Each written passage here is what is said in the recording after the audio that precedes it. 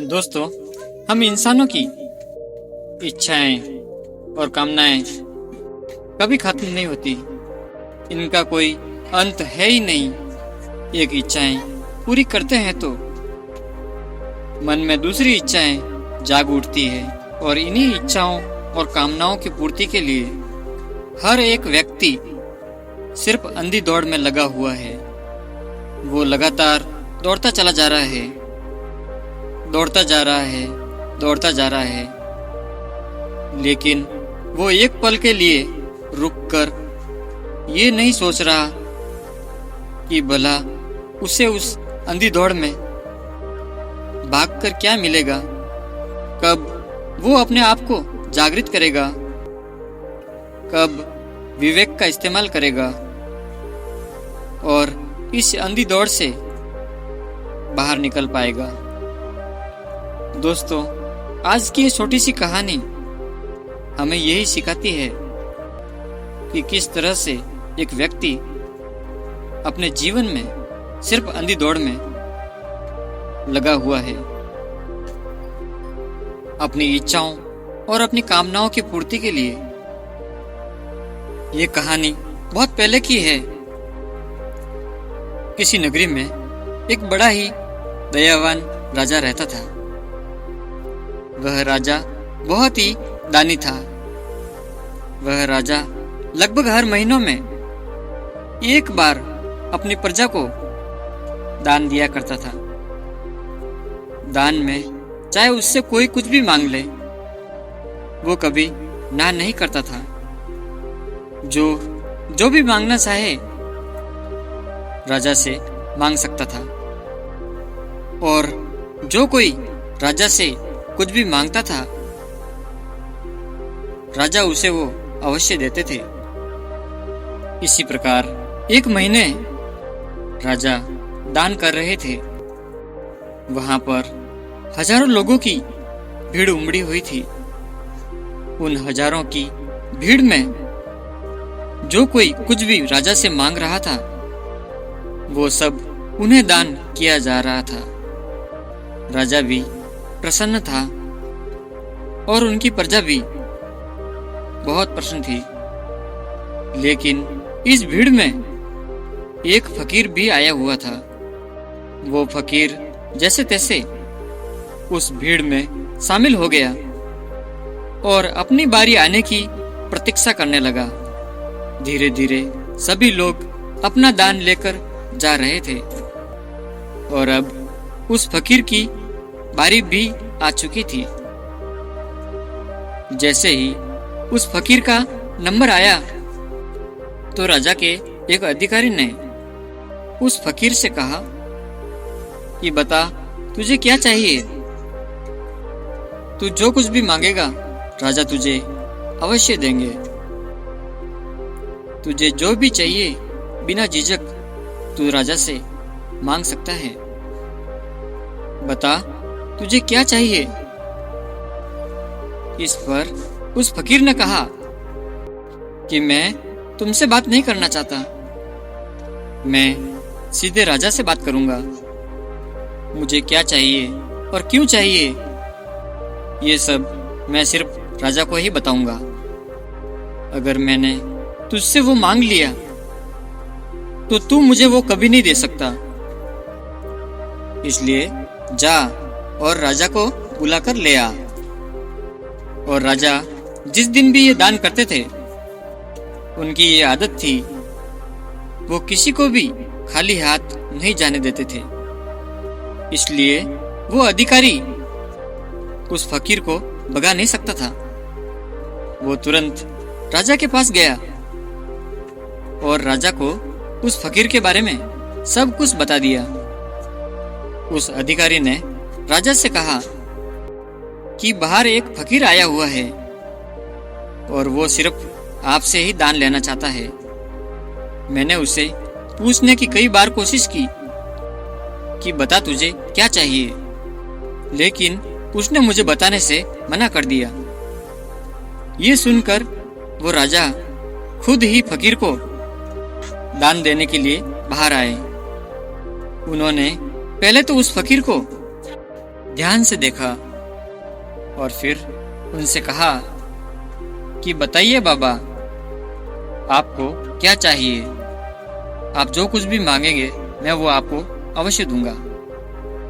इस पर वो बाबा कहते हैं कि हे राजन, जो मुझे चाहिए क्या तुम में वो मुझे देने की हिम्मत है? क्या तुम्हारे अंदर वो क्षमता है जो तुम मुझे वो दान दे सकोगे? कहीं तुम मुझसे वादा कर पीछे तो नहीं हटोगे? वहां पर खड़े सभी लोग फकीर की ये बातें सुनकर चौंक गए।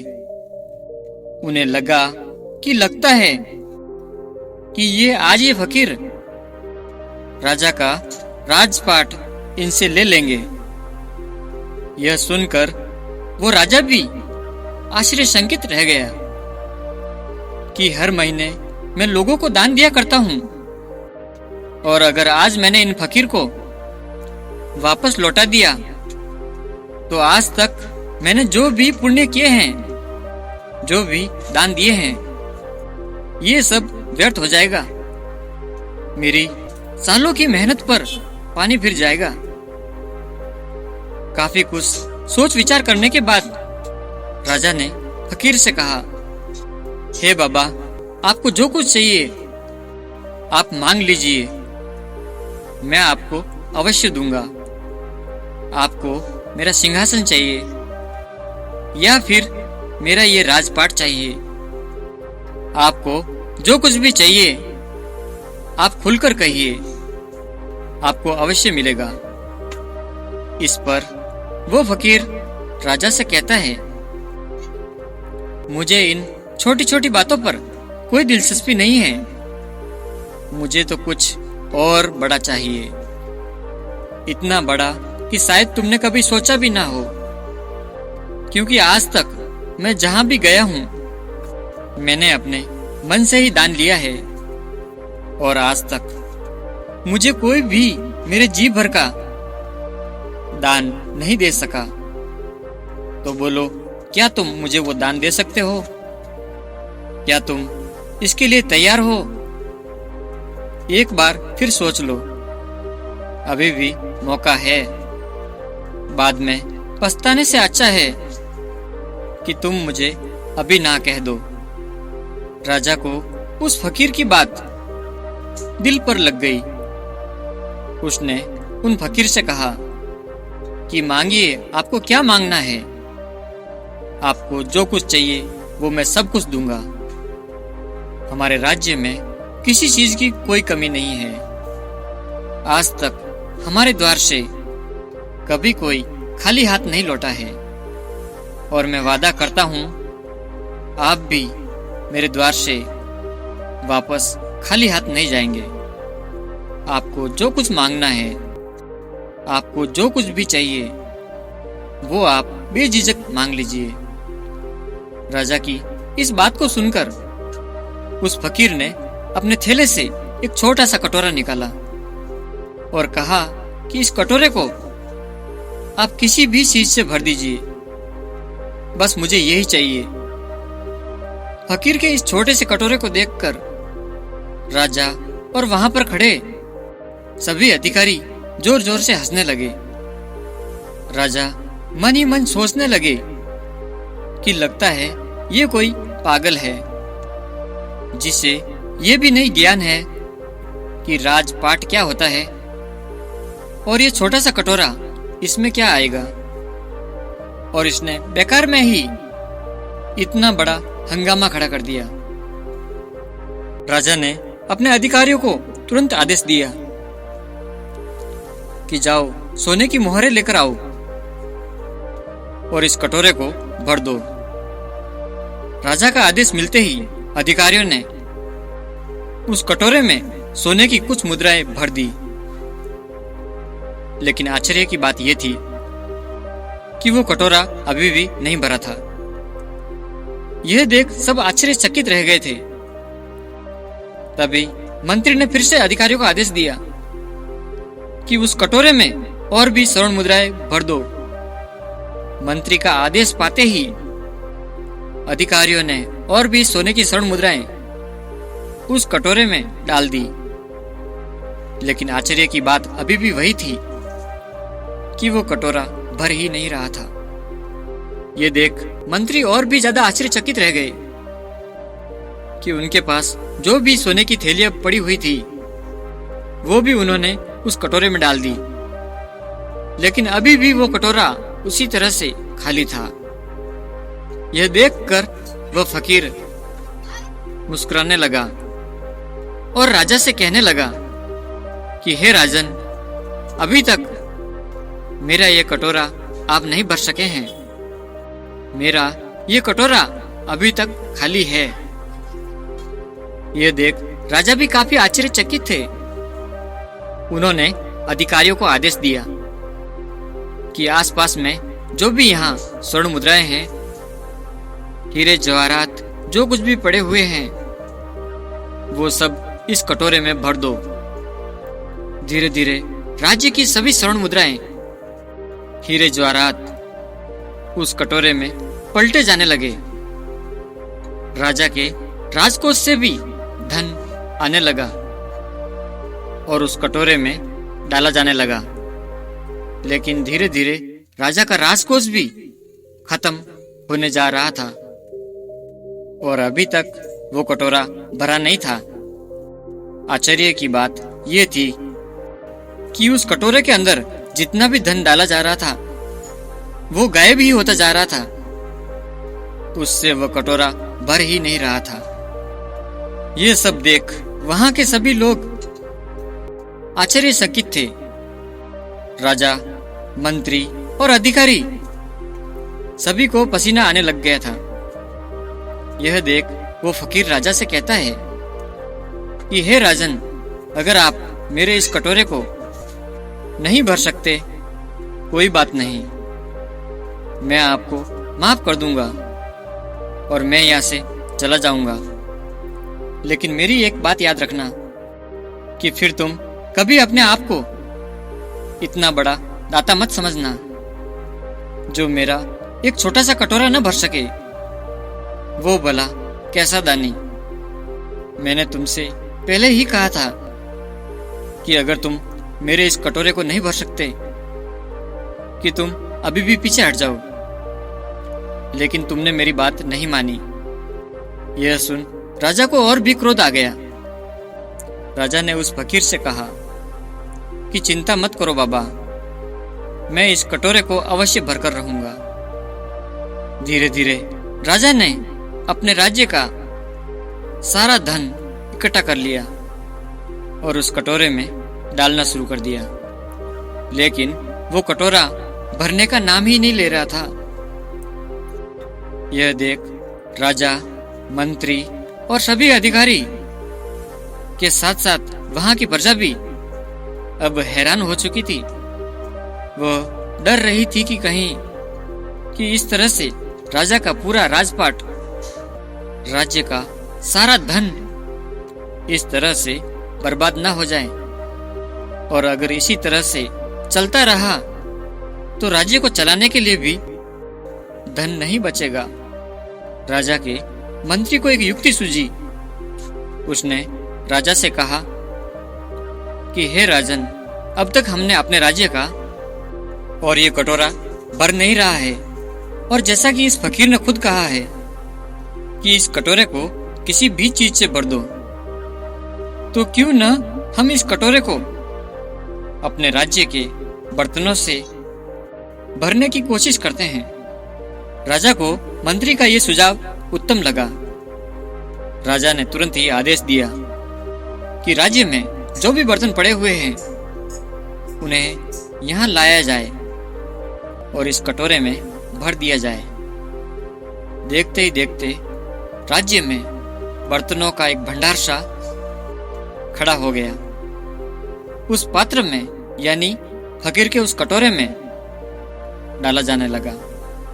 लेकिन कुछ ही समय बाद लोग फिर से आश्चर्यचकित रह गए, क्योंकि सारे बर्तन खत्म हो रहे थे। राज्य में बर्तनों की कमी हो रही थी, लेकिन अभी भी वो कटोरा भरा नहीं था। यह देख सभी लोग आश्चर्यचकित हो गए। वहां खड़े सभी लोग ये सोच रहे थे कि ये फकीर कोई मायावी है, राज्य का आधा से ज्यादा धन, और अभी भी ये कटोरा उसी तरह से खाली है। यह सब देख राजा और मंत्री को कुछ समझ नहीं आ रहा था। तभी मंत्री को एक युक्ति सूझी। उसने राजा से कहा कि हे राजन, कि लगता है कि हमें इन फकीर के सामने झुकना ही पड़ेगा। इसके अलावा हमारे सामने और कोई रास्ता नहीं है। अगर हम नहीं झुकते हैं तो हमारे पास जो कुछ भी है वो अगर हम इस पात्र में डाल भी दें तो भी ये पात्र कभी नहीं भरेगा, क्योंकि ये फकीर कोई मायावी मालूम पड़ता है। हमें इनसे क्षमा मांग लेनी चाहिए। मंत्री की राजा को ये बात अच्छी लगी। राजा मंत्री की बात मान जाता है। विवश होकर अपने दोनों हाथ जोड़कर उन फकीर से माफी मांगता है और कहते हैं, हे बाबा, हम इस कटोरे को भरने में नाकामयाब हो रहे हैं। आप हमें हमारी इस भूल के लिए हमें क्षमा कर दीजिए। इस पर वो फकीर जोर जोर से हंसने लगा और राजा से कहा, कोई बात नहीं, मैंने तो तुम्हें पहले ही कहा था कि इस कटोरे को आज तक कोई नहीं भर सका। तभी राजा ने उन फकीर से कहा कि हे बाबा, आप ऐसा क्यों कह रहे हो कि इस कटोरे को कोई नहीं भर सकता? आखिर ऐसा इसमें क्या है? तभी उस फकीर ने राजा से कहा कि हे राजन, ये कोई ऐसी वैसी कटोरी नहीं है। एक दिन मैं शमशान के रास्ते से जा रहा था, तभी अचानक मेरे सामने इंसान की एक खोपड़ी आ गई और उसी खोपड़ी से मैंने इस कटोरे को बनाया है।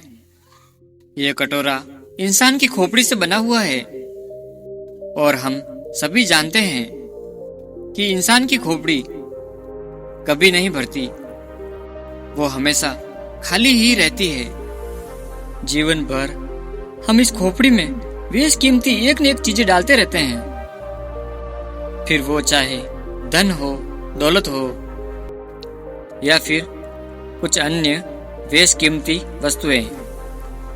फिर भी इस खोपड़ी में अपनी इच्छाओं, कामनाओं पूर्ति के लिए इसमें जगह खाली रहती है।